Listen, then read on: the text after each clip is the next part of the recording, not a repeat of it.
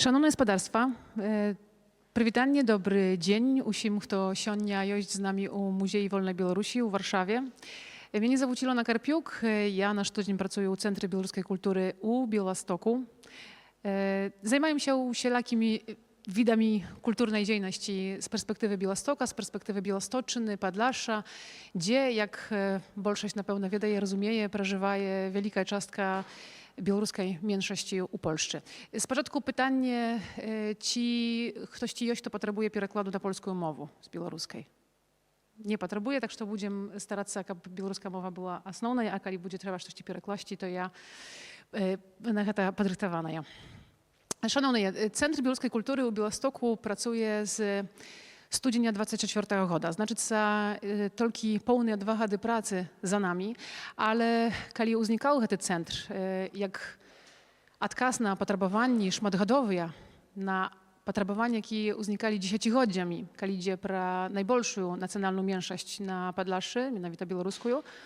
Kiedy on uznikał, wiadomo, trzeba było postawić sobie różne zadачи, dlatego, aby rozmalować napramki działalności, aby zrozumieć potrzebowanie naszej wspólności, aby nareszcie zrozumieć, że praca u korzyści białoruskiej mniejszości, ona nie zakljucza się tylko wyklucznie w tym, aby odkazywać na potrzeby mniejszości, jaka jest mniejsza, po prawdzie, ale przy tym, aby zrozumieć, że my, jak częstka i polskiego gromadztwa, a przy tym jeszcze jest jeden wielki i ważny białoruski faktor, mianowicie to jest, że tak samo z dziesięciolecia, ale w ostatnich latach kolkość i Białorusów, jak żychara u Polsce, ale i Białorusów, jakim bliska jest białoruska nacjonalna idea, jakim bliska jest białoruska mowa, jakim bliska jest białoruska kultura u różnych jej wyjawach.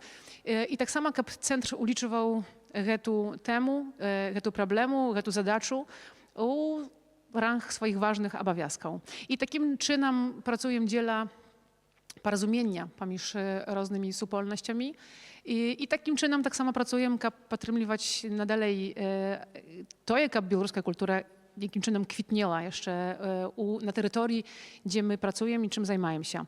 I jednym z wyklików, wiadomo, było postawić sobie takie zadачи, jakie będą ważnymi i potrzebnymi. Z jednego boku to kulturne мероприемства i tak частка громадства na pewno rozumie zadачи Centra Białoruskiej Kultury, aby realizować różne мероприемства. I tym zajmujemy się. Koncertami, spektaklami, podaczą kulturnych produktów u różnym wyglądzie dla różnych grup. Ale u tym liku jest jeszcze inne zadачи. Jedna z takich samych ważnych, думаю, jakie policzyli z samego początku, to zbudować białoruski archiw. A białoruski archiw temu, że nie było do tego i nie ma u Polsce ustanow publicznych, jakie przyznane publicznymi władami, a jakie pracują na korzyść mniejszości, nacjonalnych mniejszości. I temu nie było do tego miejsca, ośrodka, ustanowy, jaka zajmowała się zachowaniem spadczyny pamięci Białorusów. I to, że białoruski archiw, jaki jeszcze nie ma, skażem, kształtu formalnego, ale już taki buduje się. Zbierają jak centr i dokumenty, i fotozdymki, i archiwne wydania, i książki, czasopisy i inne rzeczy. I można сказать, że dzisiaj za te 2 lata u nas, u naszych zborach, tych artefaktów zwyż 4000. Przy tym na szmat bolej kniżnych publikacji, bo meta centra tak samo u Białegostoku stworzyć białoruską bibliotekę. Jest nad czym pracować, jest czym zajmować się i zawsze przy każdej sustreczy u nas taki zaklik, kiedy ktoś ci wiedzie, że jest u życharów, jakie tak samo nawet wyjechali z Białostoczyny, że przeżywają w różnych miejscach, a u ich jest siemiejne fotozdymki, ci dokumenty, jakie dokumentują życie Białorusów na polsko-białoruskim Pamierze. Centr będzie zjawiać się takim miejscem, gdzie można ich bezpiecznie będzie budyczyni przekazywać. Kapiany zachowali się na naszej pamięci, na naszej historii. No i jeszcze jedna czerwowa częstka naszych zadaczy to wydawiecka działalność. I tu tak samo, to pytanie składane jest. Dzisiaj otrzymał pytanie, czy to wygodne zajmować się wydawiecką działalnością. Wiadomo, że to niewygodne, kiedy глядим на, скажем, усякі статыстыкі чытачоў. Калі глянем на статыстыку чытачоў на беларускай мове, вядома, у параўнанні з польскай яна яшчэ больш трывожная. Але з другого боку, Павялічваецца колькасць выдавецтваў, якія займаюцца беларускімі кнігамі, беларускай мовай, беларускім словам. А цэнтр пасярод проста патрэбы выдаць такую ці іншую кніжку нясе на сабе такую адказнасць, якая заключаецца ў тым, каб не толькі друкаваць на беларускай мове, але таксама каб даносіць беларускую гісторыю і беларускае слова і беларускія факты пра наша супольнае жыццё, жыццё памежжа, таксама і польскім чытачам. Маем шмат беларускамоўных выданняў, якія распавядаюць пра гісторыю polsko-białoruskiego pamierza, pra los Białorusów Białostocczyny, ale one nigdy nie będą dostępnymi ci polskim doświadczykam, ci naszczadkam ludzi, jakie tę historię pisali swoim losem.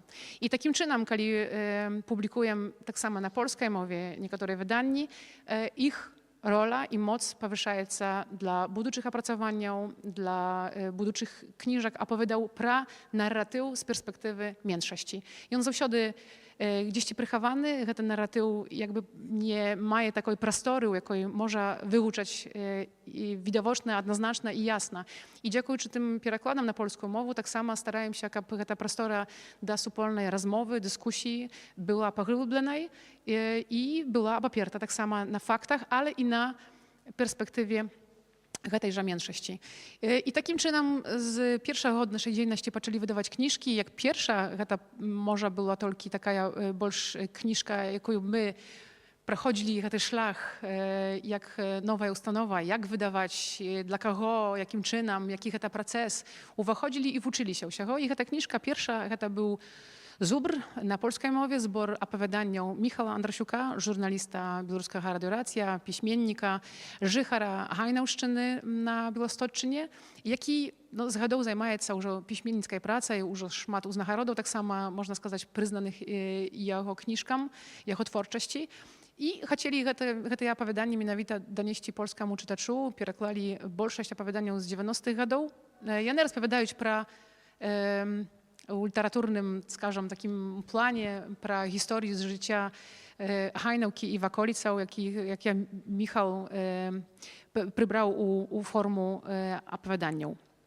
A pośle stali pracować bardziej odważnie i przy tym jeszcze ważna rola centra, że nie tylko możemy wydawać książki, jakie my policzymy ważnymi, ale tak samo możemy pomagać innym wydawnictwom i u takiej kooperacji wspólna wydawać książki. I temu tu na stole siądnia pobaczyć książki, jakie na przykład wydali z Muzeum Małej Ojczyny u Studziwodach kniazia Wachara, ale tak samo już książki nie jedna, jakie wydali już wspólna z Fondem Komunikat.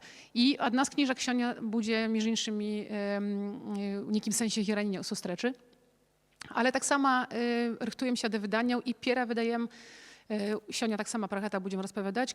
Książki, jakie inne wydawnictwa raniej już zapuścili скажем, deśli czytaczom. I tu mają na uwadze na przykład książki programnej Rady Tygodniowika Niwa, jaka 70 lat już zapisuje życie Białorusów Białostocczyny, wydaje i rozpowiadaje pro to, jak żyło się i żywieca Białorusom Białostocczyny, ale nie tylko, wiadomo. I książka Przesiedleńcy czy uchodźcy na polskiej mowie jest przekładem popełnień, tak samo ikonograficzna, książki Sierhieczy Grena Repatriacja, jaka tak samo w 24 uchodzie wydać na programnej Radzie Tygodniowika Niwa. Druga książka, jaką zgadała, to książka Ptaki bez gniazda albo Ptuszki bez gniazda u wspominy Larysy Jeniusz. I Після tego уступу зараз уже скажу, які гості з нами. Та зустріча для мене сьогодні вельми така емоцjonalna, ale do tego dojdę. Скажу jeszcze про одно wspólne wydanie. Tak samo będziecie baczyć na fotozdymkach, ja tak samo jest tutaj ta kniga. Скажу, czemu z początku про її, bo kniga Ruiny Białorusi. To taki nie tylko album zdymkał zrujnowanej architektury Białorusi, u jaką weszli i zbory, jakie prowadzić wiecha archiw. To zbory w основnym prywatnych. Ludzie prosto jakie dosyłają zdymki ze swoich chatnych archiwów, ale tak samo weszli w ten album zdymki, jakie już jest u zborach białoruskiego archiwa naszego centra. Książka nie tylko zbor fotozdymka, ale tak samo szerokie obruntowanie i tych zrujnowanych architektonicznych zabytków, ale tak samo i osensowanie tego rujnowania z niekim, думаю, позірком, які daje może i nadzieję czytaczom. A ta książka uweszła u spisok nominantów na same najprzyjemniejsze polskie książki 25 roku. I to tak samo dla nas prosta honor, że bierzemy się czasem za rzeczy, a mal podawało się u początku niemachczywymi, a później okazuje się, że warto było prowieść ten proces, czasem składany, jaki potrzebuje szmat energii, ale to robić się i nie tylko dziela faktu, jak zrobić, ale jak donieść tej książki i tej historii, pierwsze za wszystko, czytaczom. A dzisiaj historią będzie, думаю, ciekawych na szmat bolej, bo z nami poczną z Anety Prymaki-Oniszk. Aneta Prymaka-Oniszk, machczyma, wiadajcie, autorka, reporterka, piśmiennica, autorka dwóch książek, jakie prosto przewierнули rozmowę, dyskusję na temu losów Białorusów Białostocczyny. Pierwsza, wiadoma, bieżeństwa 1915 roku, zabyte uciekaczy. To pierwsza pozycja, jaka poczęła dyskusję na kont tego, jak rozumiemy ten period czasu, ten 15 rok, z 110 lat, jakie miał znaczenie dla paśla tak samo budowania naszej wspólności i gromadzkości. Druga książka, kam nie musieli polecieć, wycierana przeszłość, czy minęła je Podlasza. To już książka, jaka zasiądzona na семейnej historii Anety, ale jaka tak samo dała nam możliwość poglądać na historię Białostocczyny i polsko-białoruskiego Pomierza przez inne procesy. Ale te procesy, jakie pojawiły się u książki Anety, tak samo wracają się u książce, про яку dzisiaj będziemy mówić, w ogóle pierosielństwa i tej sytuacji. Po starszyństwie drugi gość, jakiego serdecznie witaję i cieszę się, że z nami, Michał Jeniusz, unuk Larysy Jeniusz i tak samo pra postać i pra życiowy szlak Michała, ale i tak samo jego babuli siania krychu porozmawiajem. I tu najbliżej dla mnie Aleś Zarębiuk, jaki nie tylko wiadomy jak białoruski aktywist u Polszczy, jaki tak samo семейна перайшоў цікавы шлях, бо з Польшчы праз Беларусю Польшчу. І пра гэта таксама, думаю, сёння узгадаем. А кніжка, пра якую узгадываю, гэта пераклад рэпатрыяцыі Сергея Чыгрына. Сям'я Алеся ёсць адной з гэтых гісторыяў, якая трапіла ў кніжку, на якую трапіў у пэўны момант Сергей Чыгрын, але таксама, як уже з Алесем гаварылі, гэтай гісторыі dzieci byli rozpowiadane w różnych momentach, pojawiali się na stronkach różnych czasopisów i do tego tak samo wiernię się. Ale temu, że się nie mają 26 krasowika, 26 roku i a później, co mnie wielmi mocno zajmuje, to pytanie, jakie czuję wielmi często, co robimy, albo co robić, kap nawiązywać ciasne więzi pomiędzy różnymi naszymi supołkami gromadzkimi, a te supołki, pro jakie ja mówię, to z jednego boku Białorusy i Białostocczyny, Białorusy jak mniejszość, z drugiego boku Białorusy, jakie przejechali u Polszczu żyć, Białorusy, jakie tak samo zjawiają się nośbitami i białoruskiej mowy i kultury. No i trzecia supołka, wiadomo, to bolszość, to polskie gromadztwo, jakie stała polskim, osobliwo w naszym regionie, jakie zawsze było polskim, ale nie ma rozumienia problemów mniejszości i tych ich dumak, jakie z nami każdy dzień. I jedno z tematów, jaka mianowicie u dzisiejszy dzień może objadować naszej wspólności, naszej nacji, to historia tragedii u czarnobylskiej atomnej elektrostacji. Tylko что пройшов marsz u Warszawie, u 5 Poczęła się akcja u Białegostoku, jaka raz mianowicie trochę tu temu. Jak ja już prawiła, nam z Alesiem wtedy było 4 godziki, kiedy to zdarzyło się, my jedna chodki, Katrym Liwajca. 8-2. To u czas tragedii nam było 4 godziki, tak. To nie pomnim na pewno tego momentu, ale chciałam spytać na początek, jak uzgadać ten moment historyczny Anetu i Michała. Jakie u was może ci uspominy z tego czasu, z tego momentu? Jaka u was została się emocja związana z tym momentem u waszym życiu, a może z pieradaczej tej historii u waszych siemiach?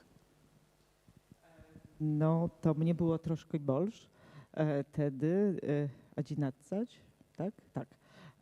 I u mnie taka pamięć szkolnika, taka ja думаю, typowa, bo kiedy przyszła ta informacja, to do szkoły przyjechali doktory jakieś, tak? I pamiętają, jak nas poili płyn Lugola, nie wiedzą jak to, tak samo, Lugola, tak. Wielmi horki, taki niesmaczny, nie? I my dzieci, to już taki czas, kiedy больше nas zajmował ukus tego płynu, niż to jak ta cała tragedia upływa na w okolicu. No ale potem tak samo no, pamiętają, że baćkie, które byli sialanami takimi typowymi, to był już czas, kiedy karowy trzeba było gnać na trawę, no to byli dumki, co robić, tak? Co robić, jak zachowywać się i jak karowy nie poszli tak chucieńko na pole. Taka ja pamiętaję, no dla mnie to strachu mnoha nie było, bo dziecię zawsze przyjmuje inaczej, ale dla starszych to była taka wielka niewiadoma, co stanie się. A tylko nie pamiętają jak chutko, bo tak samo na wakacje, byli u nas młodzi ludzie z Białorusi, które przychod prawosławna cerkwa przyjmowała ich i pamiętają, że to u nas teraz, nie wiem, miesiąc albo żyli takie dwie dziewczyny. Dla nas to było wielmi fajno, tak? Było z kim hulać. No ale u mnie uspominy wielmi takie dzieciaczy. Ja думаю, już to potem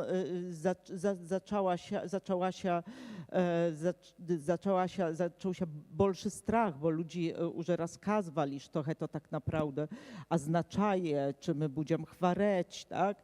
Czy można jeść jagody, czy można jeść poziomki. Informacji nie było.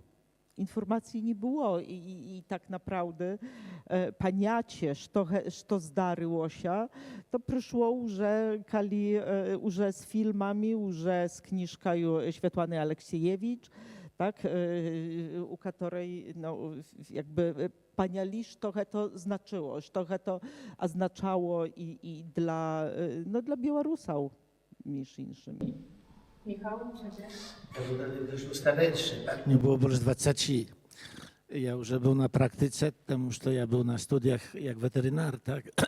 Ja miał praktyku u przychodni u Białegostoku. Ja pamiętam ten dzień, kiedy to zdarzyło się, ja prosto jeździł na rowery ze swoimi kolegami. Ktoś ci coś сказал, że to była jakaś chmura, że to trzeba uważać. My za wielmi tym nie praniali się. Do nas to nie docierało. Następnego dnia, kiedy ja przyszedł u pracy, tam już moi koledzy mieli mierzyli radioaktywność, dawali luchal, потому что niczego innego придумать nie można było. To było to, co придумали jak najchudszej, aby zrobić. To nie zusім tak dawało takie efekty jak trzeba, ale jakieś efekty byli. Потому что приняли, что потому что w tym powietrzu z Czarnobyla był jod 131. No i tak na chłopski rozum, jak to po polsku każe, co przyjęli, że kiedy nasycić organizm człowieka jodem, to on больше jodu nie przyjmie. I tam udawali lugol, że tam było mnogo jodu. I przyszli do wywodu, że kiedy jod z tego lugola, chociaż on tak samo nie był do końca bezpieczny, wejdzie u nasz organizm, to organizm nie będzie przyjmować tego radioaktywnego jodu 131. Troszkę rozmów na tę temu było, my do końca nie byli w stanie zrozumieć sytuacji, ani przejmować się tym za mnogo. Na mnogo potem, kiedy zaczęli się filmy, kiedy ja jeździł tak samo na Białorusi to wyglądało tak, że mnogo ludzi jeździło wtedy odbudować to, już robić tam paradak, im dawali prosto больше groszy i oni jechali. No, co za to już to radiacja, im tak samo dawali jakąś lugola czy coś drugie, ale groszy było mnogo, to jeździli. Jakoś papiera żywali, tak? A теперь z perspektywy. Niedawno był w polskim telebaczeniu film про Czarnobyl. Ja ten film unikliwie oglądał i tylko teraz do mnie doszło, jak to naprawdę wyglądało, z jakiego powodu to zrobiło się, no i jak ludzie potem do tego podchodzili. No ale jeszcze ciebie mogę spytać tylko про перспективу szlak, jakby про tradycję czarnobylskich szlachów, jaki jest podaється wielmi ważnymi dla Białorusów, jak taki moment, tak samo supraciwu, suprać reżimnej dzierżawy, jaka nie gwarantuje bezpieki, jaka tak samo nie komunikuje się z gromadztwem dostatkowo, aby gromadztwo czuło siebie bezpiecznym w ramach swojej własnej krainy. Jak ty na to się nie baczysz, jaka rola tak sama об'єднувача tej historii? Ну, в першую чаргу чарнобыльская катастрофа она показывае нам всім, што калі няма незалежных СМІ, калі няма журналістаў, калі дыктатура альбо таталітарызм, як было ў савецкія часы, нават калі гэта адліга гарбачоўская, калі няма незалежных судоў, то грамадства не абароненае, і грамадства будзе перажываць тое, што мы пережили не по власной воле. Мы, украинцы, в первую чергу белорусы и украинцы, так, в меньшей ступени. Россияне бы специально отгоняли гэтыя блоки с гэтым брудом и отрутаю на наши земли. Могилевщина, Гомельщина вельми потерпели от гэтага. А что тычыцца чарнобыльских шляхаў, ну вось літаральна недавно святкавалі 30-годдзя вясны. І для мяне і для майго пакалення весна 96 гэта была самая моцная весна, калі адбываліся вось гэтыя пратэсты. Это былі пратэсты не толькі на дзень волі 25 сакавіка, але таксама моцны марш на чарнобыльскі шлях. І гэта была традыцыйная акцыя, таму што беларускае грамадства заўжды памятала пра гэта і заўжды нагадывала, што вось лукашызм і вось гэтая дыктатура 94 года, яна прывядзе вось да гэтага. І фактычна Беларусь на сённяшні момант вось такая ёсць, і ковід гэта прадэманстраваў, калі дыктатар Лукашенко казаў, што лічыцеся ад ковіда гарэлкай, паездкай на трактары і гэтак далей. Гэта як бы з аднаго боку смешна, з другого боку зусім не смешна, таму што таксама шмат ахвяраў было. Вось гэта тое, пра што мы павінны памятаць і рабіць все магчымае, каб па все бакі мяжы, бо тут таксама розныя настроі в польскім грамадстве, памятаць, што калі тут будзе чыясьці дыктатура, ці левая, ці правая, ці цэнтра, гэта вынікі вось гэтага будуць такія. Таму што вірус не бачны, радыяцыя не бачная, і людзі ездзілі і гінулі, і паміралі. Kali вже mikrofon wziął Aleś, ja przejdę pławna do książki. Jeszcze raz wracаю się do książki Przesiedleńcy czy uchodźcy, historii przesiedlenia Białorusów z Polski u Białoruś. Alesia się zaprosili mianowito temu, że no, kiedy rychtowali do wydania tę książkę, rozkryła się nam, że jest tam historia siemi Zarębiuków, Sacharewskich tak samo. I ta historia życharał wioski Żurobicy w основnym, jakie byli u 40-wych latach przesiedleni z Polski do Białorusi, jak Białorusy, jakim tu nie było u Polski miejsca. Z tej książki wyświetlaje się szmat takich sytuacyjnych momentów, nakąd przyczyną tych przesiedleń, ale wiadomo, że to był no, masowy proces. Z Polski powodle ustępnego słowa, tak samo profesora Miranowicza, otrzymywałem karcinu, w ramach jakiej przesiedliło się no, około 30 tysięcy Białorusów z Polski u Białoruś. U tej samej czas z początku miarkowani byli na około 500 000, że przesiedlić się Polaków z Białorusi u Polski, ale na połowę tej liczby życharów tagaczasnych terytoriów Białorusi współczesnej przesiedliło się u Polski. I właśnie jesieni, jakie historie opisane w książce Siergieja Czygryna, to historie ludzi, jakie absolutnie nie chcieli zjeżdżać ze swoich rodnych wiosek, покидać swoich chatów, покидać swoich gospodarek, swojej rodnej ziemi, a przyszło się. I chciałam zwrócić się na początku do Alesia, bo ja mam w tym sensie ciekawy gość, bo ciekawo sformował się jak białoruski aktywist, jaki mianowito z białoruskiej ziemi u Polski переехал в Беларусь, там Алеш narodził się. Można у paru słowach, bo напевно не всі наші тут присутні гості, мабуть, і відають, але так само ті, які оглядають трансляцію, будуть глядати запис цієї зустрічі, nie відають, який твій життєвий шлях скорочення, бо трапить з польських гостей. Ну, это такая ирония леса. Потому что мои прапрадеды, прадеды и деды, 3 поколения, вымушены были в 40-х годах съехать с Подляшша не по уласной воле, а тому, что боялись, что просто закончат так, как закончили многие белорусы. Ось, коли ходили гэтые банды и отосамляли мясцовое насельніцтва, беларускую меньшасць з русскими. Потому что тыя и мои продки, и их сябры, сяброўкі, коллеги, потому что мы жили разом.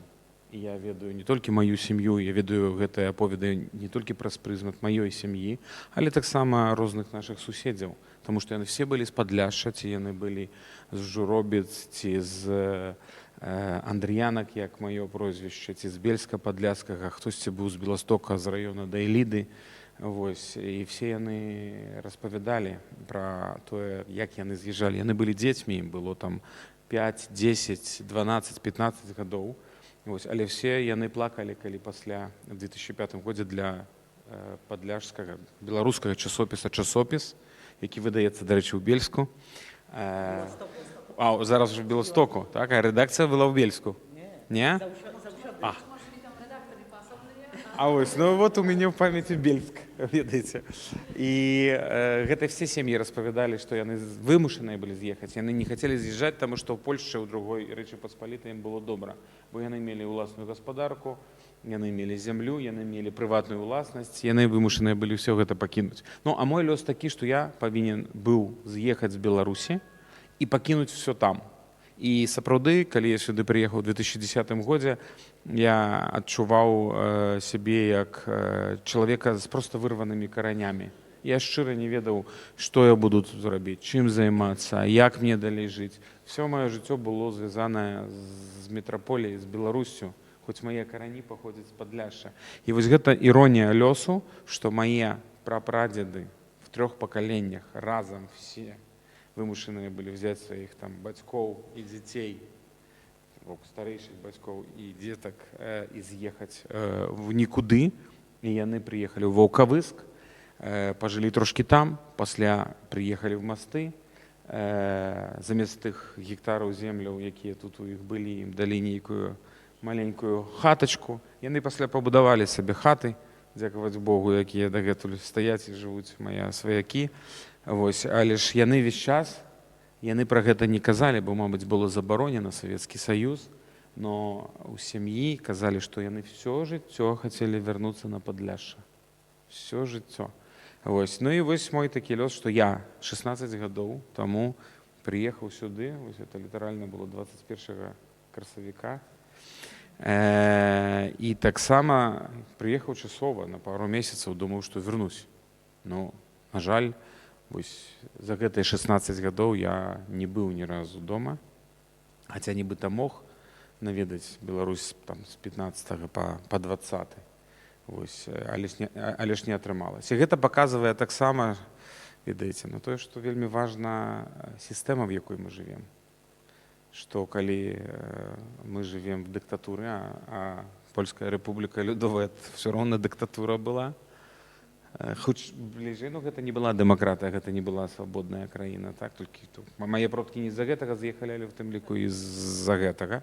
Вось, ну, а я з'ехаў вось з той дыктатуры. І вось такая іронія лёсу. A z drugiego boku думаю sobie, że taki twój los no, krychu nieszczasna, kiedy rozumiem, про що говориш, że ty mógł głębiej tak samo odczuć swoje семейные losy, jakby zrozumieć, co odczuwali twoje prapradziedy, kiedy uczuł tym семейnym, chatnim передачи, jak to było i co one odczuwali, tak? I zaraz ty uwejszał u tojże podobny stan. Разважаем пра гэта. Я думаю, што я менавіта перажываю тое, што перажывалі мае прапрадзед, прадзед і дзед, якія нарадзіліся на тэрыторыі Польшчы. Вось, ну і зразумела, бабушкі, прабабушкі, прапрабабушкі. Вось, бо гэта 3 пакаленні. Дыгрэсіўна так крыху думаю сабе, бо на аснове кніжкі, якую узгадывала Анеты, «Беженства» 15 года, узнік у мінулым годзе спектакль «Беженцы» 1915 года. Гэты спектакль паставілі беларускія сучасныя бежанцы. І гэта таксама крыху сітуацыя, як твая, што людзі ў сітуацыі бежанства вымушанага, вядома, якби яны ж не з'ехалі таму, што хацелі, а паставілі спектакль пра сваіх продкаў, пра нашых продкаў і як бежанцы ўваходзілі ў ролю бежанцаў з-перад 100 гадоў. Гэта проста псіхалагічна якби такая сітуацыя, якую экземпліфікацыяй з'яўляешся, напэўна, ў нейкім сэнсе і ты, і твой лос. І гавару пра гэта, каб зразумець, што праходзіць 100 гадоў, а людзі проста праз сістэмы пастаўлены ў такія самыя сітуацыі. Анета, пра прычыны Моя сям'я таксама была ў бежанстве. І яны 15 году, так? І вярнуліся пасля бежанства. Яны з'ехалі ў Расею, вярнуліся на Падляшша, а пасля былі вымушаны. І вось Анастасія, моя бабушка, Дуль дзявочае прозвішча, пасля ўжо па мужу Сахарэўская, яна вось была в бежанстве, і гэта таксама была сямейная гісторыя. І гэта гісторыя, якая проста, якую, каб зразумець лос беларусаў Беласточчыны, таксама варта сабе ўявіць, калі людзей у 15 годзе прымушаюць з'язджаць у глыб Расіі, невядома куды. Яны пасля гэтага вяртаюцца, у гэтай кніжцы таксама ёсць гэта расповеды, вяртаюцца на месца, дзе ёсць толькі кусты, няма іхніх хатаў, клуняў і так далей, пачынаюць будаваць нанава свой дом, сваё сямейнае жыццё. Мінае з гэтага часу 20 гадоў, і яны зноўку проста ўсю сваю гаспадарку, дамы, сямейнае бяспечнае жыццё проста пакідаюць і зноў з'язджаюць, уцякаюць проста ў новую айчыну. І гэта, каб зразумець якби ментальна, псіхалагічна гэтыя працэсы, калі ўжо людзі апынаюцца ў любой тады краіне, пасля гэтых столькі розных сітуацыяў і складанасцей жыцця, калі проста ўжо уваходзяць у гэтае жыццё і застаюцца такімі, якім часам проста будзе лёгш. Я гавару, іду, імкнуся да сітуацыі такой хуткай асіміляцыі беларускай меншасці ў Польшчы праз апошнія там дзесяткі гадоў, калі проста пасля гэтых змаганняў і цяжкіх лосаў бежанцаў у розныя бакі людзі прыходзілі да такіх высноваў, што можа лепш, каб уже дзецям не накідаць гэтай меншаснай тоеснасці, гэтай нашай беларускасці і проста пакінуць іх бяспечна жыць у польскім грамадстве і таму хутчэй асімілявацца, нават не інтэгравацца, а ўжо проста асімілявацца да польскай рэчаіснасці і польскага грамадства, каб пазбегнуць сітуацыяў, якія перажывалі твае продкі. І звяртаюся да Анеты менавіта, бо прычыны, якія апісаны ў гэтай кніжцы у амаль 100% сем'яў, чаму яны з'язджалі, уцякалі. Анета, я да цябе звяртаюся, каб ты проста крыху размалявала гэтую сітуацыю ў той час і чаму гэта так атрымалася менавіта, бо не была гэта ахвота, каб проста шукаць сабе новай зямлі. Nie była achwota i pośla bieżeństwa гэтыя ludzi wiedali, что калі поедут gdzieś далеко на Сибір, калі у час Pierwszej Świetnej wojny яны ехали, то Białostocna i Sibir to była jedna dzierżawa, Rosyjska imperia, to nawet kali to już ta sama dzierżawa, kali ich przyjmować dobre, bo przyjmowali. U was tak samo думаю, że uspamin bieżeństwa był taki, że nas dobro tam przyjęli, to kali taka normalność skończyła się, przyszła rewolucja. Tak, okazało się, że u czas rewolucji jany stali się takim achwiarnym kazłom, tak? I kali na samym początku rewolucji zabijali pamieszczyków i ziemlu dzielili między sobą, to bieżeńcom nie dawali. Говорили, wy jedźcie do siebie. Tak, że u гэты czas, kali, tak jak wy trochę говорили, dzierżawa, ona i nie była demokratyczna jako imperium, ale kali coś zaczynają zmieniać, kali przychodzić rewolucja, to jany znów stali ludźmi чужими, wy чужия, wy jedźcie do siebie, my wam nie damy niczego. I jany dobra wiedali, że kality Коли ти трачиш свою сімейну якби майомость, так? Коли ти не на своїй землі, to nikoли nie budziasz na swoich prawach, tak? I oni dobro wiedzieli, że raz pojechali, a już trzeba trzymać się swojego, tak?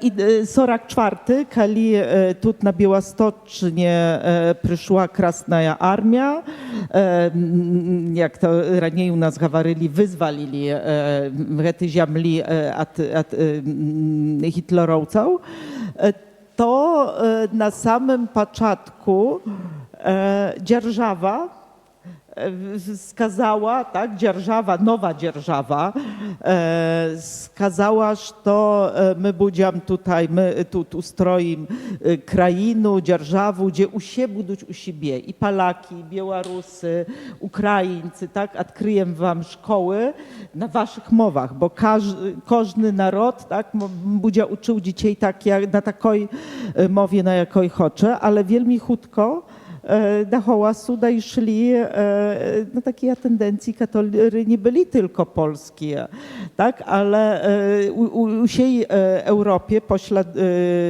wojny, tak, była taka tendencja, kap tworzyć dzierżawy, gdzie tylko jedna nacja żyje.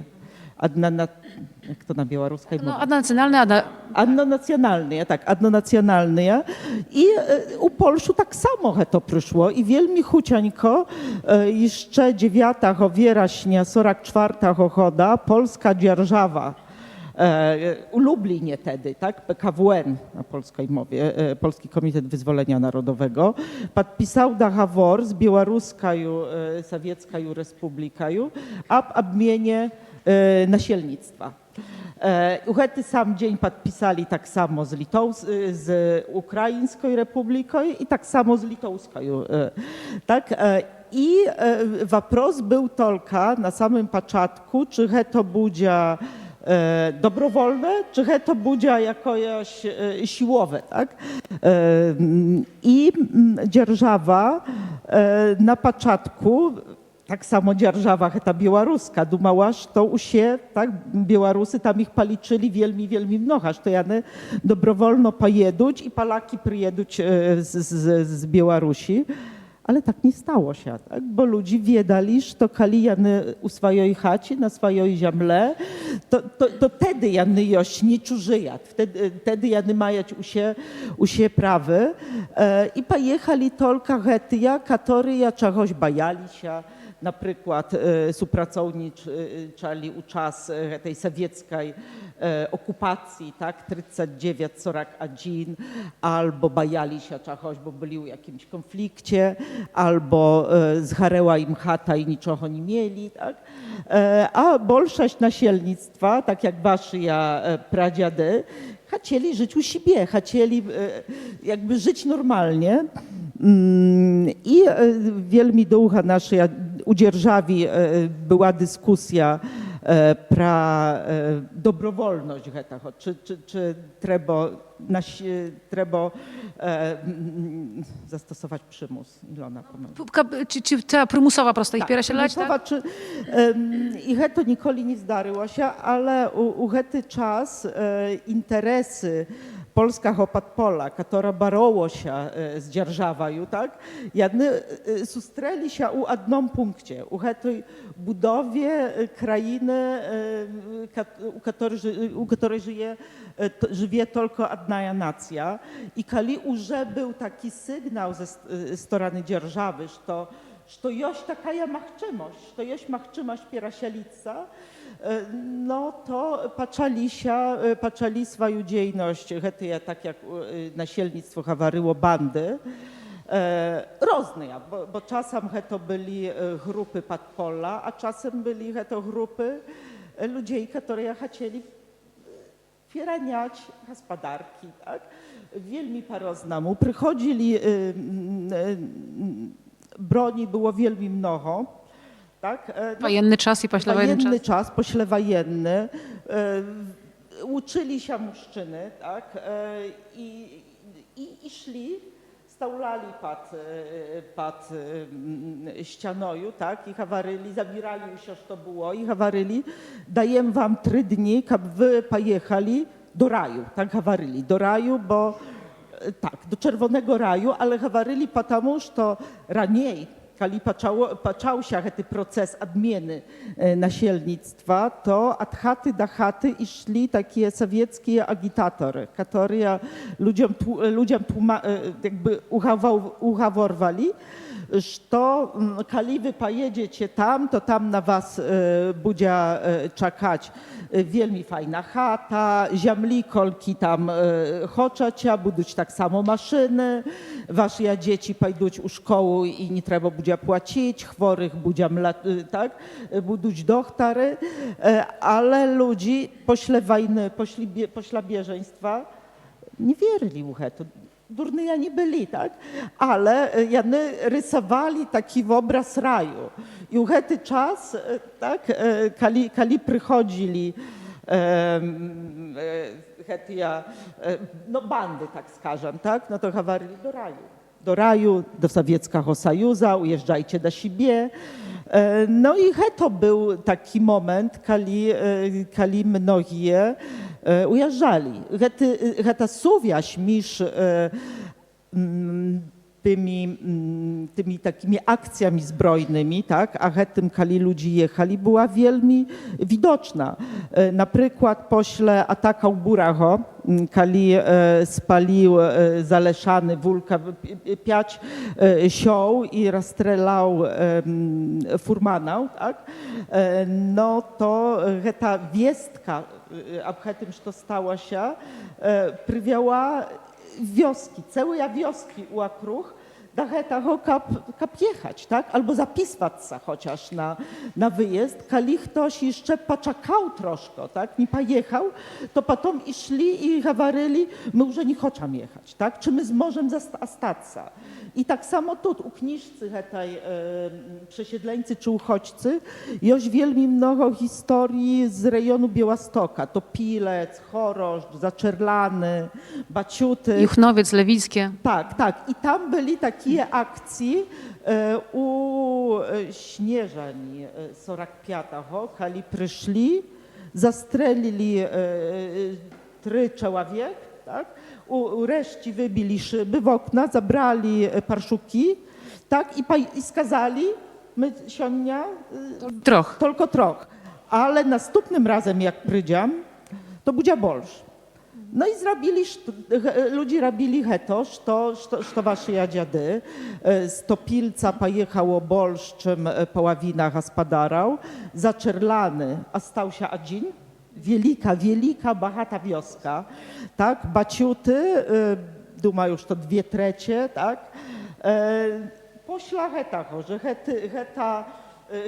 że ta suwiaź między bandami, a tym, kto jechał i kiedy jechał, jest wielmi wydatna, wielmi wyraźna. No, ta kniżka daje no jakby szerszy obraz tego, jak to jej życie wyglądało, bo kiedy historia Buracha wiernuła się u taką ogólną rozmowę wśród i białoruskiej mniejszości i odważyli się ludzi u głos mówić про to, tak? Bo trzeba сказать, że to годами była historia семейная, про яку не гаварылася з увагі на пастаянна і на страх і на запалоханне з гэтых часоў, якое перадавалася проста амаль што генетычна, проста генетычнай памяці ў сям'ях.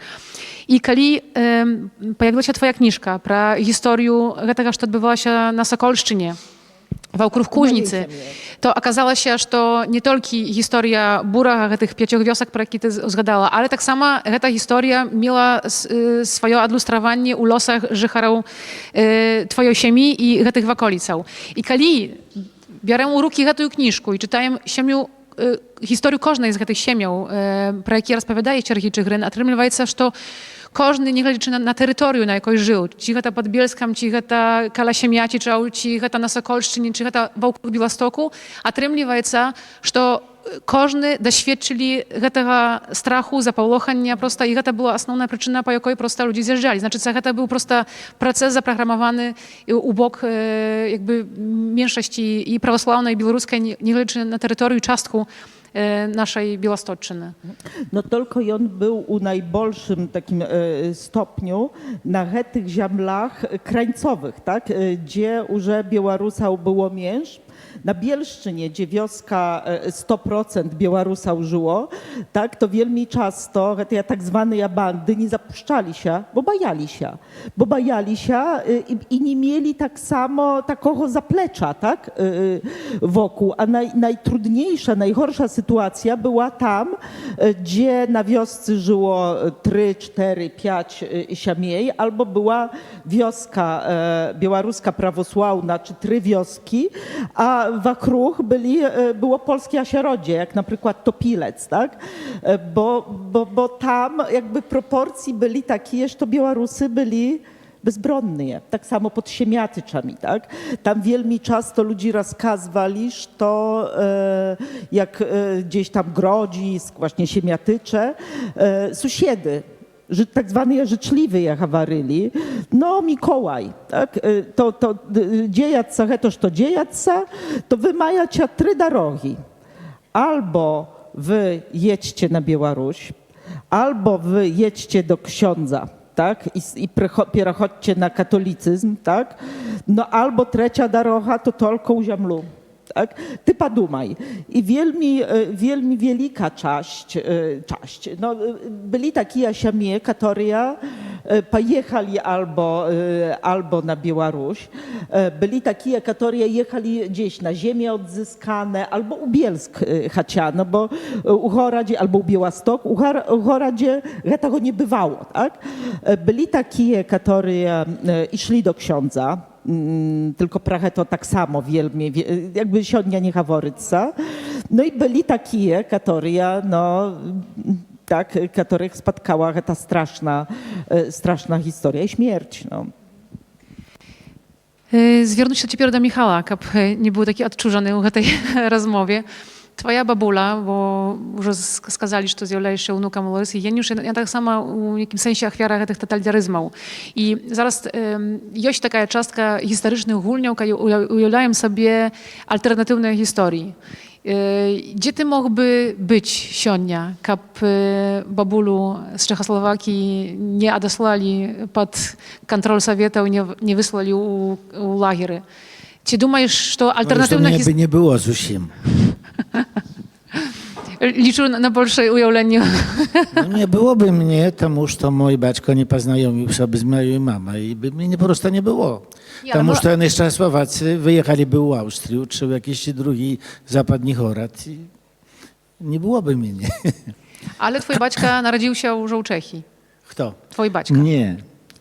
Mój baczko narodził się w Zelwie. A, u Zelwy narodził się. Może ja rozkażę tę Dobra, historię, tak, тому что tak. попутается все. Tak, tak, bo mi zdaje się, że na ulicach Pragi był zdymak z maleńkim Jurkiem. Mój dziad i on był z Podkrynek, a moja babula była z Podchudziewicz, tak? To Wałkowyskie te staronki. Oni poznajomili się, tam była taka wielmi ciekawa historia, ale про nie буду теперь рассказывать. Dziad była taka, był fond dla Białorusów, Białorusy mogli jechać za granicę, uczyć się. Dziad skorzystał z tego fondu i pojechał u Czechosłowaczczynu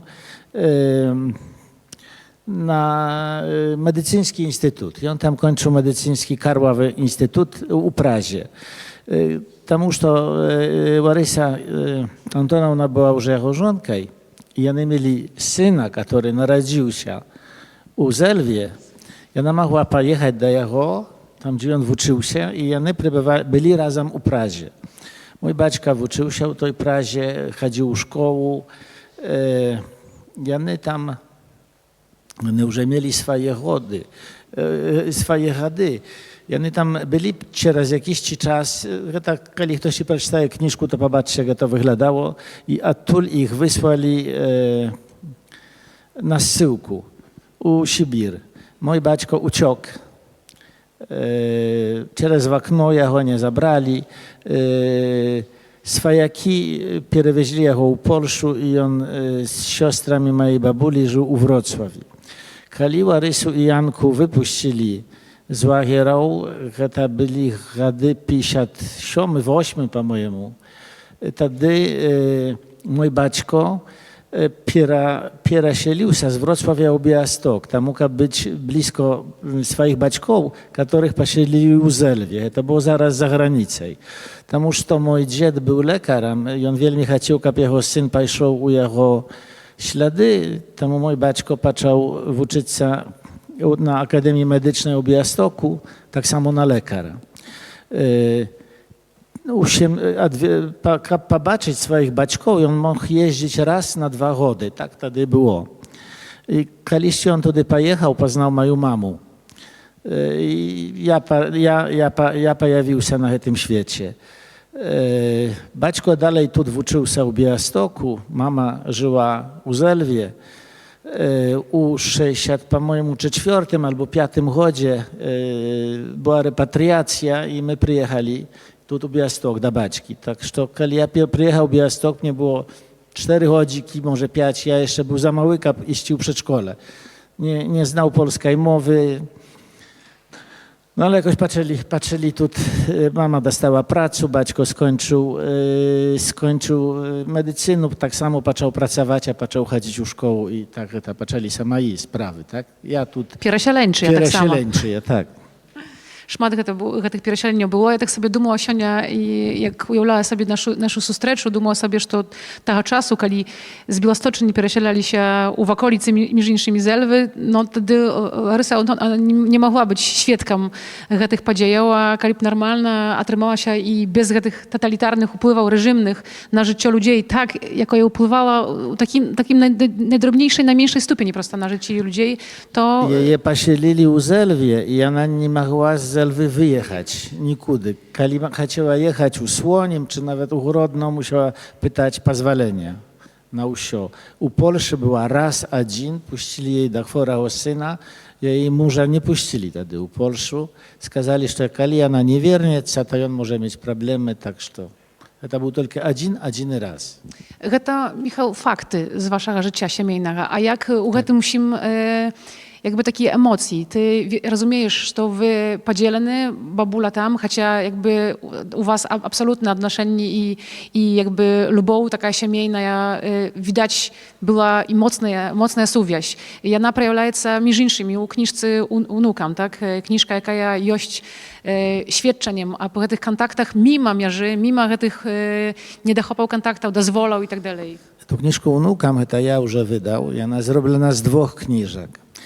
Тому что Лариса wielmi chciała, lubiła внуков i chciała mieć tych внуков, тому что ona całe życie nie miała siemni, ta siemia była rozbita, tak? Ona siedziała tam почти 10 lat w tych łagierach. Musicie poglądać na to w taki sposób, że oni żyli w Prazie czeskiej, tak? Praga czeska w tych czasach to był XXI wiek, patrzcie, po porównaniu z Białorusią i z tym, co było na Białorusi i tym, co było u Polszy. Tam byli już wtedy automatyczne ścieralne maszyny, tam mnogo różnych rzeczy było, których na Białorusi, kiedy ja teraz jeździł u Zelwu, do siul nie ma. I potem ich zabrali, kiedy oni byli pośredni swojego życia, kiedy koło 40 lat im było, po-mojemu, zabrali odtul i wywieźli ich u Sibir, tam trzymali 10 lat, a potem u Zelwu ich переселили i nie mogli oni z tej Zelwy wyjechać. A co to była Zelwa? Zelwa to było coś takiego, że tam była stara chata, u której nie było wody, u której nie było toaleta, trzeba było palić u pieczkach, torfam, dzierawam. To переселили ich z XXI wieku, XIX wiek. U wozraście 40 lat, to znaczy ich życie zusim przewiernuło się uwierch nogami. I jeszcze im zabrali dziecię. Zabrali te dziecię, które mojemu baćku było, zdaje się, 12 lat, jak jego zabrali.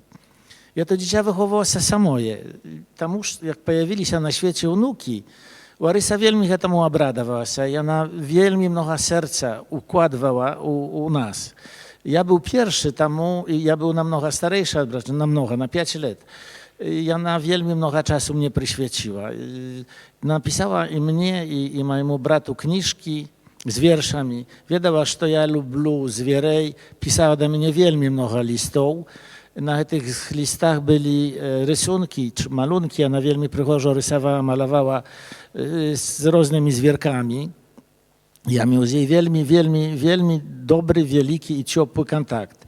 Mnoha rzeczy i poglądał, ona mnie nauczyła. Potem przyszedł mój brat, wyszła druga książka Dobrej ranicy Aleś. Pierwsza była Kaśki dla Michaśki. Tak? I ja potem z tych dwóch książek, ja już zrobił książkę u wnuka. Pomagał mnie Gleb Łabadzienko z Mińska i my razem zrobili to, co wyszło. Ta książka, tam jest dodane listy, które moja babula do mnie pisała, listy z tymi malunkami. Te listy i wiersze, niektóre dla dzieci byli uplecione różne takie patriotyczne historie, no ale to trzeba poczytać, kap na to pobaczyć. Tak że kontakt z nami był wielmi bliski, wielmi ciepły i wielmi emocjonalny. Warysa pomierła, kiedy ja już był na drugim rodzie studiów. Do końca my ten kontakt mieli, mnie nie puścili na pochrony. Skazali, że baćko, maci i brat dostali paszporty, to ja już nie muszę. Ja był wtedy studentem. Nie muszą, nie puścili. Pro emocji ty mnie nie pytała. Ja niewielmi do końca się rozumiał, niewielmi to czuł. Ja odbierał babulu jak babula. Babula mnie nigdy nie uczyła polityki, ona uczyła mnie, jak ja kochał swoją rodną mowę, jak ja lubił ludzi, jak ja pomagał tym ludziom. Ona mnie tego uczyła. Dziad kazał, ja żyli w tej Prazie, tam był, po-mojemu, Husa pamiętnik taki, tam było napisano lubicie prawdę, szukajcie prawdy i zmagajcie się za prawdę. I dziad mnie to cały czas kazał, jak ja miał taką dewizę u swoim życiu. I oni mnie tego uczyli. Ale ja to już zrozumiał, przyszedł taki moment w moim życiu, że ludzie z Pragi chcieli wydać tę książkę na czeskiej mowie. I popytali mnie, czy ja pozwalają i zaprosili mnie, jak ja tudy pojechał. Ja pojechał do ich, aby tę książkę ja nie mogli wydać. Zrobili takie spotkanie jak z wami. I tam przy okazji zrobili film. Oni zrobili mnie taką radość, że powieli mnie po śladach moich dziadów. Tam, gdzie oni żyli, tam, gdzie oni pracowali, tam, gdzie oni siedzieli w turmie, tam skąd ich wywieźli. Spotkał się z różnymi ludźmi, gutarzył z tymi ludźmi i na tę temu jest taki krótki filmik w internecie. I on zdaje się ma zagołowek Nieskoraная, tak? Czy Niepochisная, ja już nie pamiętam teraz. I ten film pokazuje, że to moje podróże tudy, że to było nie tylko podróże u Czechosłowaczyni, to było podróże śladami moich dziadów. Ja po ich przeszedł po tych śladach, poglądał na te miejsca i jeszcze bardziej zrozumiał ich sytuację, jeszcze bardziej do mnie doszło, jakie tragiczne oni mieli życie, jakie to już miało sens. Теперь taka refleksja, jak my tu jechali maszyną, a popytał siabrów, z którymi jechali, tam już to mnie to czasami troszkę dziwić, tak? Siedział jakieś w Białymstoku, przyszła dziewczyna, taka studentka, młoda, tak? Z Mińska była. Ja z jej patrzał, hutaryci pytają, czy ty znasz białoruską mowę. Знаете, что она мне сказала, czy nie? Что она mogła мне сказать? I ona сказала так, это неприличный язык, этим языком пользуются мужики в деревнях. Вот так мне сказала. Ну что ж, бачу, что вы не с деревни, кажу, да, так? Не користаетесь. Есть люди, которых я знаю в Białymstoku. У меня працуют белорусы, так? Молодой человек есть такой. И он так файно, пригожо называется, Światosław называется. Правда, что пригожо? Ja pytаю, Światosław, ty znasz białoruską mowę? Skąd ty, Światosław? I on każe, z Grodna. Nie znają. A czemu ty nie znasz? A ona mnie była niepotrzebna. No i po-ruski do mnie każe, tak? Ja кажу, Światosław, a takie ludzi u twoim wozraście, ja mam 20 paru lat, tak? Znają tam w tym Grodnie na Białorusi, białoruską mowę? Каже, може 2%, а може і менше. Тому я, глядячи з такої перспективи на своих дедов, которые присвятили этому всему целое житие, бачу их великую трагедию и думаю, надеюсь, что может колись что-то у кимś откроется, что появятся люди, которые зразумеют это все, потому что для них эта родная мова была вельми важная. И люди, эти белорусы сапраўдные, были так само вельми важные. Не политика, а люди. Знаете, что потом поставили моей бабули памятник у Зельве? Этот памятник стоял спочатку у парку. Потом его переставили, этот памятник, у церкву, на плац церковный. И он там стоял. И я был, здається, тогда в Праге, когда до меня позвонили, и написали, что этот памятник у ночи разобрали. Ну и мне там в этом радио «Свобода» пробовали наговорить, как я сказал, что кепское проти ураду. Але скажу вам так. Этот памятник там стоял пару лет. Потом перенесли его на церковный плац. Так само стоял пару лет. Я думаю, что это не влада его разобрала, потому что влада бы не разбирала этого памятника на церковной площади, что это просто люди z cerkwy его разобрали, перенесли, как он перечекал певные часы и вернулся. Знаете, почему так думаю? Потому что у церкви висит такая дошка, посвященная моей бабуле. И этой дошки никто не снял стул и не вынес стул. И она там целый час висит. Это вельми дивно, потому что у церкви не вешают, как это сказать, шведских людей. Почетnych dosek świeckich ludzi nie wieszać tam. Tam tylko i świetary wisiać, a tam wisić Łarysa Geniusz. I to u nich to nie znał. I ta świetarka, która tam joś cały czas jej wspominaje i cały czas jej pamięć żywa u tej Zelwie. Ja już teraz na Zelwu nie jeżdżę, u Zelwu nie jeżdżę. Все поменялось. Тут про эту мову jeszcze хочу сказать, что больше этой белорусской мовы есть на подляжских вёсках, на которых я теперь живу, чем на Беларуси, так? Тому я тут живу теперь и тут на щоднях эту мову чую, так? При людях, так. И бачу, что я больше доброго тут могу zrobić, czym jeździć tudy. Chociaż pierwszy raz jak był, to wielmi mnogo mnie pomogła Płabadzienka, ja jemu wielmi wdzięczny i obiecany za to. Kipić Aleś, bo on, tak jak Michaś śladami babuli i dziaduli jeździł po Prazie, ty śladami Łarysy Geniusz na pewno u Zelwie niejednojczy. Для поколения, это 40+, для поколения молодофронтовцев, ваша бабуля, гэта постаць, ну, ведаеце, я вершы дагэтуль яе памятаю, так? І мы на памяць іх ведалі. І гэта настолькі аўтарытэтная постаць, настолькі моцная, настолькі магутная. І я тут з вами трошки не пагаджуся, ведаеце, так як з морем ёсць прылівы і адлівы, і так у нашай гаротнай беларускай гісторыі. Але не гледзячы на гэта, мы на сённяшні дзень маем і беларускую дзяржаву, і беларускае кнігавыдавецтва, як бы не было, але тут в Польше развивается. И в Беларуси. И в Беларуси, так. Так что ясно, что империя никуда не зникла. Ясно, что мы все ахвяры этой империи, я маю на увазе русскую империю, ці яна ў постаці савецкай імперіі, ці яна ў постаці пуцінскай імперіі, і яна заўжды імкнулася і імкнецца альбо культурна нас вынішчыць, альбо вынішчыць нас з дапамогай зброі, як наших братоў і суседзяў і украінцаў, тое, што робіць вось зараз штодня. Вось, але ж ваша бабуля гэта вялікі аўтарытэт, прынамсі для майго пакалення. Я закончу гэта яе вершам. Адзінай веры не скаруся, і сэрца мне не зашчыміць.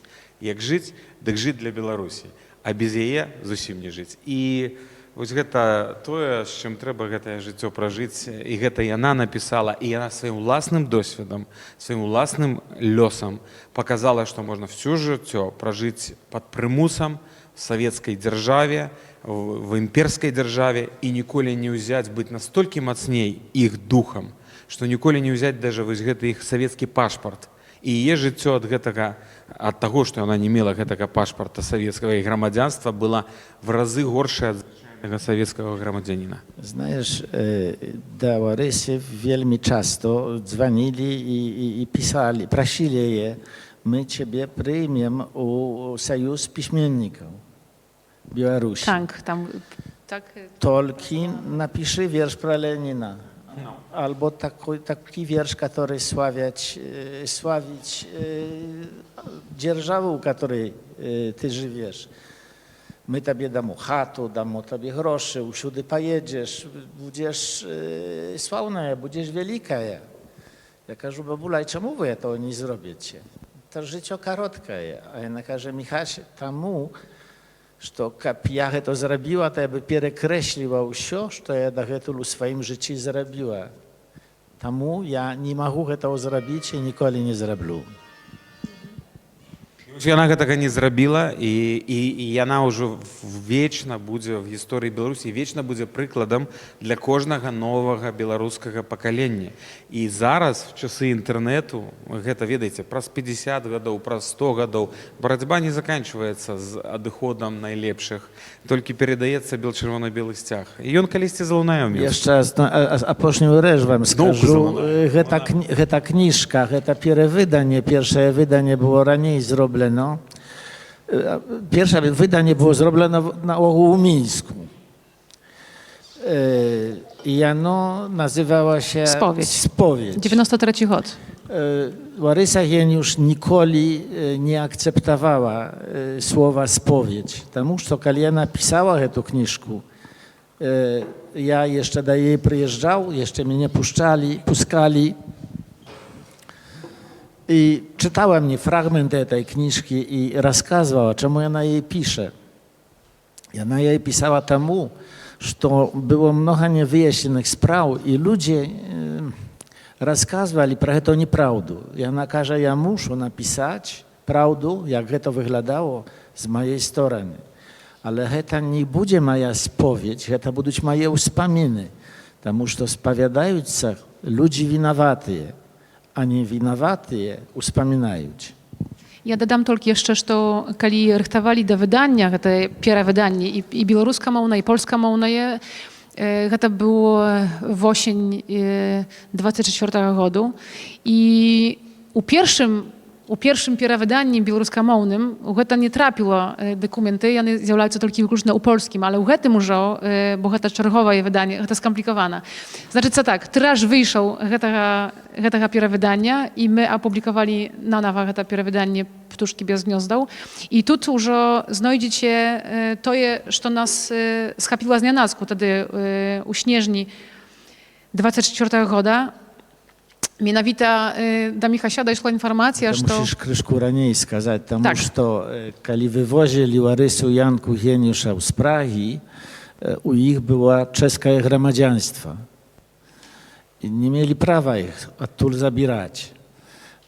Potem, kiedy oni byli u Zelwie, wielmi często wystupali, że to jest czeskie gromadzianstwo. Janka Jeniusz pisał заявки, как им это громадянство вернули, потому что не было никакого повода, как им его забирать. И только много лет по их смерти, это было сколько, 2 года тому назад, Илона? 19 sierpnia 24 roku. I теперь скажи это. Tak, no i nas sustrzela na tym szlachu do wydania informacja, że Czeska Republika wiernuła gromadzianstwa Jeniuszam i Jancy, i Łarysie i wyraszyli, że to te poświadczenie, akty dzierżawne, my tak samo uwiedziemy jak taki epilog do tych wspominań Łarysy i Jeniusz i zaraz u polskim wydaniu i białoruskim tak samo znajdziecie z pieradrukiem tych dokumentów od Czeskiej Republiki. To taki był moment, jaki tak samo chyba nam pozwolił zrozumieć, że chociaż te książki były wydawane Raniej to trzeba tak samo ich nanowa jeszcze raz donieść naszemu gramactwu. I nie wiedział, jeszcze chcę spytać u Alesia, ty Aleś sformowany jak Białorus pełnością, jaki rozumie znaczenie mowy i kultury i pieradaczy tej naszej spadczyni i tak dalej. Ci, każesz u twoim pokoleniu młoda frontał całą, ale ci pokoleni prosta Białorusów, jak żyli u mastach, u twój czas, kiedy wychodzili u szkoły. Dla wszystkich była jasna i zrozumiała, że Larysa Jeniusz to takie, jak często mówić, sumlenie białoruskiego narodu i ci taka ważna postać. Ci tylko tobie i twoim siabram, to jakby było zrozumiałym, naturalnym. Ci prosta jest szaniec, kapy, no zaraz jedna chwiara, wiadomo, jakby tutaj polityki jakby swojej dzierżawy, że to wymazuje się prosta tę postać absolutno, tak? U to i twój czas do śpiewania, do tej białoruskości, taką, jaką wiedaję po twoich działaniach. Ci to było usім zrozumiała, że to taka postać tu z sąsiedniej miejscowości jest naprawdę tak ważna dla Białorusów. Тыя, хто цікавіліся, альбо тыя, хто былі ў Гудзевіцкім музеі, а ў Гудзевіцкім музеі было шмат лістоў Ларысы Антонаўны, і светлай памяці Алесь Белакос, стваральнік Гудзевіцкага музея, і чалавеку, якому атрымалася ў савецкай Беларусі стварыць абсалютна беларусацэнтрычны музей, вось яны пра гэта ведалі, таму што экскурсіі са школаў ездзілі ў Гудзевічы, і там наведвалі вось вашага хіба што прапрадзеда і хату нейкую, вы сказалі, калі ці месца, ну вот куды... Ja na Usłonie miasta, nie Usłonie miał w Wałkowicku stać. Вось, і тыя, хто цікавіліся, каго цікавіла гісторыя, каго цікавіла мова, каго цікавілі карані, безумоўна, гэтыя людзі ведалі. Але ж тыя людзі, якія, ну, я не хочу нікога абразіць, ёсць проста розныя цікаўнасці ў людзей. Тыя, хто хацелі быць проста майстрамі ці, не ведаю, в сельскую гаспадарку, іх гэта, магчыма, менш цікавіла. Но на вялікі жаль, нават в той Беларусі, нават в Беларусі дэмакратычнай да 96-го году Ларыса Антонаўна Геніюш не была рэабілітаваная, хаця складаліся. І да сёння, ну, сёння ўжо зразумела. Вось, але ж, што тычыцца літаратуры, кніг, мы все гэта мелі. Это все было вось на... Ale знаешь, jeszcze про гэты музей у Гудзевіцкі, про Певакоза, так? Тому що гэтыя ўсе матэрыялы ён дастаў яшчэ раней. Часть дастаў ад Ларысы Єніуш, а потом, наконец, дастаў ад мяне яшчэ ўсё, што толькі хацеў і мог. І ён, правду кажучы, вельмі баяўся зрабіць гэты музей.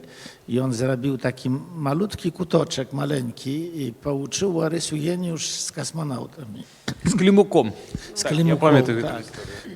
І памятаю, што Ларыса крышку была такая незадаволеная гэтым усім. Пасля яе смерці я прыехаў паглядзець гэты музей, потому что там была справа и иконки Ларысы, которая у ей в хате висела, и многих разных речей, которые Белакос достал, а их не было в этом музее. И я с ним крышку посварился тогда. Сказал ему, что ну, не по то я ему это дал, как это лежало, это не архив, в пивнице лежало это все. I on перед самой śmiercią odważył się i wszystko to, już nie był pracownikiem muzeum, a wszystko to zrobił na nowo i kiedy ja przyjechał tam, po jego śmierci już, ja aż rot rozkrył, kiedy zobaczył, co on tam zrobił. I jeszcze jest jeden kutoczek poświęcony Larysie Jeniusz, to jest u Grodno, u cerkwie. Ja nie pamiętam, jak ona nazywa ta cerkwa. Борисоглебская? Nie. Это самая Na dniu. Калужская. Калужская, tak. Tam jest taki baciuszka i on ma je u siebie, tam na wierchu. Usie kniżki, ja mu tak samo podpisał i tam jest taki mini muzej Larysy Jeniusz. Ja chcę jeszcze dodać tylko, bo warto przeczytać tak samo wstup do tych nowych wydań autorstwa Władimira Orlowa i on tam tak samo zgaduje, no, pokolki Larysa kontakt z unukami miała obmierzowany po przyczynach, про jakie rozpowiedział Michaś, to uzgaduje i Władimir Orlow, że Larysą babulej nazywała szmat piśmienników, poetów, ludzi kultury, jakie pojawiali się u Zelwie, przyjeżdżali z wielkiej radością i taką trwogą, проявиться i stać перед такой значной особой, ale фактично у Асяроддзі называли яе бабулай. Так што у внукаў у той месца ў Беларусі ludzi starali się prosto, tak, aby zabezpieczyć jej kontaktu z внуками różnych kulturnych, literaturnych profesji.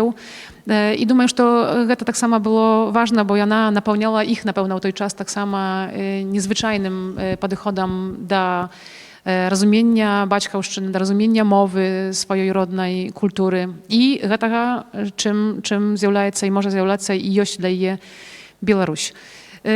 Шановні, якби час біжить, може, ёсць так само нейкія пытанні з'явіліся ў вашых галавах пасля гэтага, што і Міхал распавёў пра жыццёвы шлях сваёй бабулі і таксама пра гэтыя гісторыі, якімі, дзякуй, Алесь, што захацеў падзяліцца і гэтым эмацыянальным бокам успамінаў пра лос тваёй сям'і, які падзялялі шмат якія беларусы і беласточчыны, але не толькі. Разумеем, што рэжымныя і таталітарныя дзяржавы nie sprzyjają ani odczuwaniu bezpieki, ani ułatkowaniu swojego życia, bo nikogo nie wydajesz niepredbaczna, co może zdarzyć się i jak ten szlak składziется.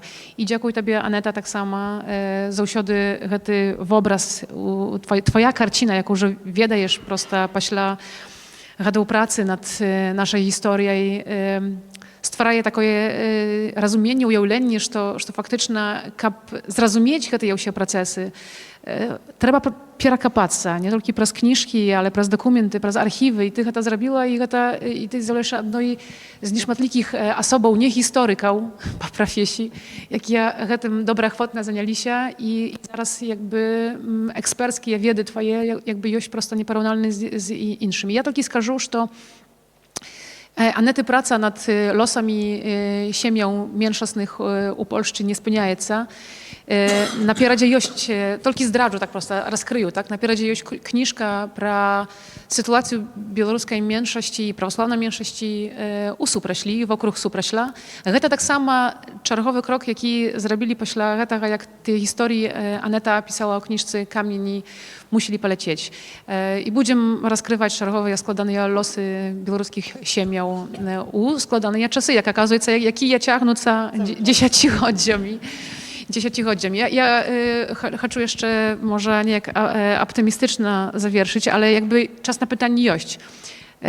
Nie, inaczej, pytanie, właśnie, mianowita. Może już takie jest pytanie. Może пакуль думаюць, я толькі один сказ хацеў сказаць, што нягледзячы на тое, што ёсць гэтая мяжа, самае галоўнае гэта наша супольнасць і людзі. І я вось памятаю, як у 2008 годзе прыязджаў Еўген Вапа і размаўляў з гэтымі людзьмі, запісываў іх там у нас в Масток, не толькі маю сям'ю, а вось шэраг, там дзесяткі сем'яў былі. І гэтыя людзі выходзілі і таксама слухалі радыёрацыю і казалі, мы ведаем, гаспадар Еўген па рацыі. І вось тое, што ёсць гэтая мяжа, але ёсць вось беларусы і па аднаму баку, і па другому, вось гэта адна наша галоўная супольнасць, людзі. І тое ж самае адносна меншасцяў. Вось тое, што ёсць польская меншасць у Беларусі на Градзеншчыне, і тое, што мы, а я з Градзеншчыны, заўжды вельмі з імі мірна жылі, сябравалі. Вось все тое, што кажа рэжым, і вось гэтая прапаганда, яно не адпавядае рэчаіснасці. Ніколі не было ніякіх канфліктаў паміж палякамі і беларусамі на Градзеншчыне. Вось, і варта проста памятаць пра гэты досвед, і варта ў будучыні, каб вось гэтая колішняя рэч паспалітая многіх народаў і лідар нашага рэгіёна засталася вось такім naszym jakarem, tak. Ale wiesz, u tej kniżce nawet, kiedy czytajesz uspominy i tak samo ludzi to jakby jasno i mówić nieposrednio, że do momentu, kiedy uznikają polityczne, jakby polityka uwachodzić u życia ludzi, u ich tak samo na tej, że naszej Białostoczy nie było u tych wioskach, odkąd oni zjeżdżali, takich nieposrednich konfliktów, niejakich prosto. Oni żyli pobacz ze swoimi sąsiadami i kiedy ktoś nie traplają w tej miejsce z konkretnej metą. I nie pojawia się tema, jaką trzeba rozegrać, karta, jaką trzeba rozegrać po inszemu, można żyć normalnie i no Aneta. No można, tylko tak, to zdarza i u nas, i u każdym regionie, tak? Kiedy w 90-tych była wojna na Bałkanach, tak? toż tak samo ludzie żyli. Popatrz, gadami, Popatrz. czcigodźami. Tak, znaczy kultura absolutnie cudowna, tak, cudownych ludzi. Stało się, toż to stało się, tak. I siodnia tak samo, ja pamiętam, no nie wiem, 10 lat temu my tam byli i to aż trudno uwierzyć, tak. Powierzyć, że to ludzi mogą tak do siebie, do chorła, tak, kinuться.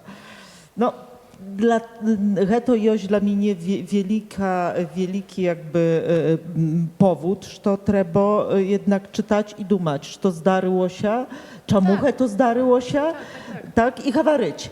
Zadacza dla nas. Tak, hawaryć, kap te trudne rzeczy, trudno minęło, tak, jakoś sobie ujawić, bo kiedy my tego nie zrobimy, to będzie na nas upływać, tak, i upływać nie w taki sposób, że to, jak nie haworym, to usio dobro. No nie. Żeby to minęło jakoś pracować, wyciągnąć wnioski, tak, i budować jednak lepszy budżet dla naszych dzieci. Задача для нас вчитися просто, так? Вчитися, бо так. усе, що здарається, просто вже у історії було, у таким чи іншим kształcie, tak? Historia powtarzaється, ale jak ja na powtóryca, to jakiś wpływ na to mają, tak? Taka ja lekcja na koniec. Michał, jeszcze chcesz prokomentować nešto? Обжигав тому що я був на Балканах зараз після того всього, це була трагедія. Я був потрясен, як ти кажеш сказати по-білоруськи? Потрясен. Uzruszony, tak, poruszony, można powiedzieć. I zmieszane. Потому что там пострельные стенки, могилы молодых людей, сусед забивал соседа, сусед резал соседку. Это было страшно, это было ужасно. Tak samo historia, tak, historia świata, historia ludzi, tak, to usio tak samo było. Ну, тому треба читати поміж радками, тому треба розуміти, які криниці ти читаєш інформації, споживаєш, і пам'ятати завжди, що у нас є цудовний сусід, які всі гэтыя стагоддзі, і ось ми згадуємо про пакаленні, про міграції, про беженства. Вось весь час вось за гэтага суседа ну, вось все гэта адбываецца. І нашыя і прапрадзеды, і дзеды, і мы зараз вось так весь час вось ездзім. І сённяшняя дэмакратычная Польшча, трэба таксама пра гэта сказаць, зрабілася цэнтрам беларускага палітычнага, грамадскага і культурнага жыцця. І вось пра гэта таксама трэба памятаць. І за гэта мы таксама ўдзячныя Польшчы.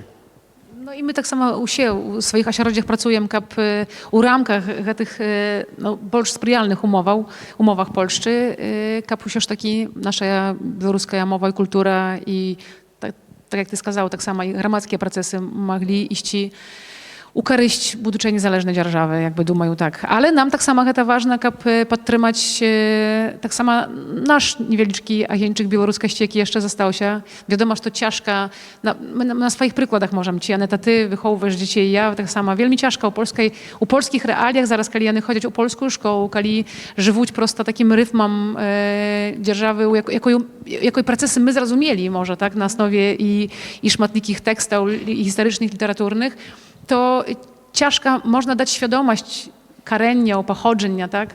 Ale kap jany odczuwali siebie cząstką takiej Białorusi, jaką my idejna haworem, to już bardzo składana. To wielmi składano, ale to jest jakoś ziarko. Tu widzimy tak samo młodych ludzi, następne pokolenie, bo też ja jakby kali jest problemy, bo ich jest mnogo, tak? Język. U pierwszej czarzie to język, który ciężko tak, dzieciom dalej zaszczepić, no bo jany żywuć, edukując i wiadomo. Ale ja sobie думаю, że to no jednak, że im damo, to jany będą to nieści. Tak? I to jakby ta tojecność, to jest coś takiego, że to dozrywaje, kalimy dozrywają, tak? I ja jakby, to dla mnie jest jakiś rodzaj optymizmu, nie? Że trzeba robić swoje, trzeba z nimi hawaryć, tak? I nie prymaca, kaliany skażуть, mama, ale ja nie chcę. A po co mi to? To jakiś dziwny język.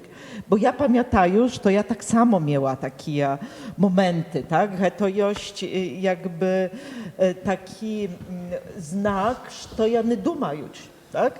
Kali bywajesz to dyskutuję, bywajesz to swarim się, ale heta tema jość. Heta to tema jość ważna. Tak? I to jest taki dla mniejszości heta tema jość, to pokazuje, że to ja nie jość częścina mniejszości. Bo kali u Warszawie ludzie żywu, maładyja, naradzili się u polskiej siami, tak, usiojość polska, to temy nie ma, no bo aż czym hawaryć, tak? A jakby gdzieś to jest ta dyskusja, która idzie i która bywa trudna, no to jest taki kapitał, który I pokidaje śled, nadzieję... jaki prosto, jakim Tak. buduć kaliście może iść, tak? No a tu mówię, сёння mają młodych ludzi i to jest nadzieja. А еще один сказ. Ведаеце, нема той Беларусі, вось в якую сапраўды сёння могуць гэтыя дзеткі паехаць, адчуць гэта, паразмаўляць з маладымі людзьмі там, так, хаця б з інтэлігенцыяй беларускамоўнай, а гэтыя ж людзі там таксама ёсць. І калі гэтая Беларусь будзе, яна безумоўна будзе, все будзе значна прасцей. Таму што гэта будзе модна, файна, класна, па Можна на Інстаграм. студія поїхати. Так, можна поехать Калісьці гэта вучыцца. было, што Так, наша моладзь калісьці ездзіла вучыцца ў Беларусі, гэта быў таксама як бы нармальнасць, што вучні беларускіх ліцэяў у Бельску ці Гайнаўцы выбіралі таксама шлях адукацыі вышэйшай у Беларусі. І гэта быў 90-х гады, пачатак 2000-х гадоў, так што гэты кшталт нармальнасці, про якую ты кажаш, якби ён меў ужо сваё месца ў часе. Слухайте, ну я вучыўся в гарадзенскім універсітэце на сацыялогіі, гэта былі пачатак 2000-х гадоў, і да нас прыязджаў прафесор Анджей Садовскі, сацыёлог, і яшчэ адзін прафесор з Беластоку.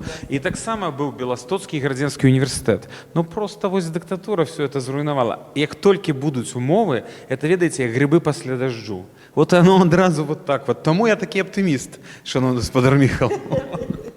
Треба вірити. Знаєш, у мене так само працюють дві дівчини, не техніки.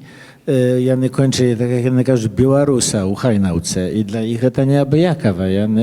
Для їх це важна справа, що вони того білоруса кончили. Niechaj będzie to все optymistyczne. Znaczy, przyznajemy to optymistycznym i to jakby ważne. I jeszcze jest aposzli moment, kiedy jest pytanie, ci na kąt kniżek, ci na kąt naszych, tego, co skazali naszej gości. A kali nie to u kuluarach, jak zwyczajnie, będzie można переговорить pytanie. Kali nie to ja serdecznie dziękuję. Jeszcze raz podkreśliwam, że to my zostali się u Muzeju Wolnej Białorusi w Warszawie. To dla nas ważne, że to i ze swoimi kniżkami mogli tu przyjechać i tak samo kniżki Fondu Komunikatu Orch z nami. Ale самое ważne i główne jest, że to po ludzku, po człowieczemu poговорили про składane losy nasze siemiejne i про te migracyjny los i переселенczy los. I on bliski się szmatlikim ludziom, особливо u tej czasce światu, chociaż zdawało się, że to Europa i ta czastka idzie u inszy bok zusim, a tutaj okazuje się, że to i wojenni переселенcy i bieżeńcy u sytuacji kali już pobacz reżim, zdają się być naszej codziennością i wielmi aktualne. Imkniemy się, spodziewał się do tego, takie dumki nasze imknące do tego, że to będzie kaliście inaksz i optymistyczna. Takim czynem wielki dziękuję. Aneta Prymaka-Oniszk, Dziękuję. Michał Geniusz, Aleś Zarębiuk, dziękuję serdecznie. A to była sustrzecza z Centrum Białoruskiej Kultury u Białegostoku, u Warszawie. Dziękuję wielki.